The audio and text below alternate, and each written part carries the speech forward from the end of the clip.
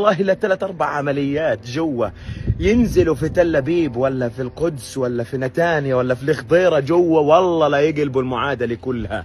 اوعى تفكر انه احنا بنقول انه اعملوا او اطلعوا لانه احنا ضعاف، لا يا حبيب، والله حد الله، حاشانا وحاشا احذيتنا انه احنا بنستغيث من ضعف، انما نريدكم ان تشاركوا في صناعه هذا التغيير الاستراتيجي في كوكب الارض.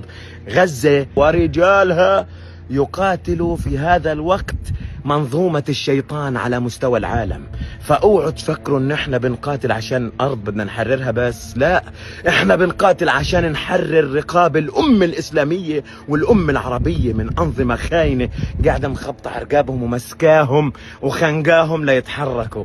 اوعوا تفكروا بانه ممكن ان نضعف للحظة، والله ورب السماء العظيم والذي رفع السماء بلا عمد لو يقصفوا كل ما نملك، لو يذبحونا لو علقونا على المشانق، والله لنبني من أجسادنا منصات وندع المقاومة تقوم بإطلاق الصواريخ عليها. وهل كنتم مش عارفين مع مين وقعتوا؟ وهل احنا قاعدين احنا اللي قهرنا انه احنا مش مع المقاومة فعليا وماسكين بواريد وقاعدين بنخش عليك، اللي خانقنا انه احنا مش احنا اللي خبطنا وجوهكم جوا في الغلاف، اللي متعبنا انه احنا مش عارفين نخش لكم بس. والله لا، ولك روح.